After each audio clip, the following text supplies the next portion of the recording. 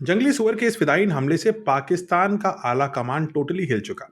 वैसे सच पूछिए तो पाकिस्तान में ऐसे सुअर और इस तरह के जानवरों का रनवे पर आना जाना तो रोज की बात थी, लेकिन चूंकि यहाँ पे जो विमान डिस्ट्रॉय हुआ था वो property of the United states air force था, इसलिए अमेरिका ने दबाव डालना शुरू किया पाकिस्तान के ऊपर कि इस घटना को ऐसे वैसे आपको नजरअंदाज नहीं करना है, कुछ करना है आपको। आला कमान तुरंत हरकत में आया और पाकिस्तान की आर्मी काफी कमेंडेबल तरीके से 24 घंटे के अंदर उन्होंने पाकिस्तान के ही जंगली सुअरों के ऊपर युद्ध का ऐलान कर दिया। यानी पाकिस्तान में सिविल वॉर बिटवीन सुअर एंड सेना। और उसके बाद एक दिन में सरगोदा एयरबेस से निकलने वाले सैनिक, पायलट्स, चॉपर्स दुनिया भर के हथियार लेकर के सुअरों के पीछे लग गए।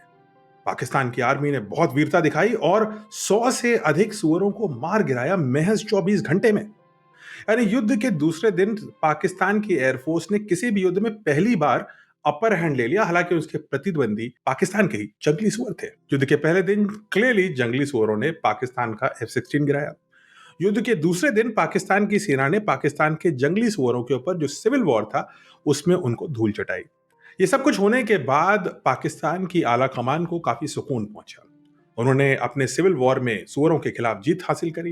हालांकि उस लड़ाई में उनका एक एडवांस्ड F-16 विमान तो मारा गिराया गया, लेकिन चलिए, पाकिस्तान में सब कुछ चलता है। प्रशस्ति पत्र बांटे गए, जंगली सुअरों की नुमाइश लगाई गई, रिकमेंडेशंस जो भी होनी थी वो पाकिस्तानी एयरफोर्स ने करी होंगी अपने हिसाब से।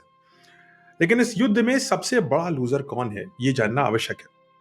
क्या इस युद्ध के सबसे बड़े लूजर पाकिस्तान के जंगली सुअर थे? हालांकि उनके एक फिदायीन साथी ने एक F-16 तो गिराया, लेकिन उसके बाद पाकिस्तानी एयरफोर्स ने भरपूर बदला लिया।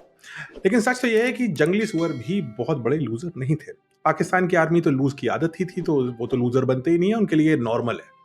सबसे बड़ा लूजर था अमेरिका, जिसका state of the art weapon F-16, जिसने सर्बिया में युद्ध जीता, गल्फ वॉर जीता, जिसने दुनिया भर में अपनी विजय का डंका दिखाया, अपनी टेक्नोलॉजी की कैपेबिलिटी दिखाई, उस F-16 विमान को जैसे ही उसकी चाबी पाकिस्तान के स्क्वाड्रन लीडर के हाथ में दी गई, सीधे जाकर के उन्होंने अपना विमान एक सुअर में दे मारा, जिसकी वजह से विमान तो डिस्ट्रॉय हुआ ही हुआ, लेकिन अमेरिका की साख, उसकी प्रेस्टीज, उसकी टेक्नोलॉजिकल कैपेबिलिटी की जो रेप्यूटेशन थी, उसको पाकिस्तान ने एक बार फिर मिट्टी में मिला दिया।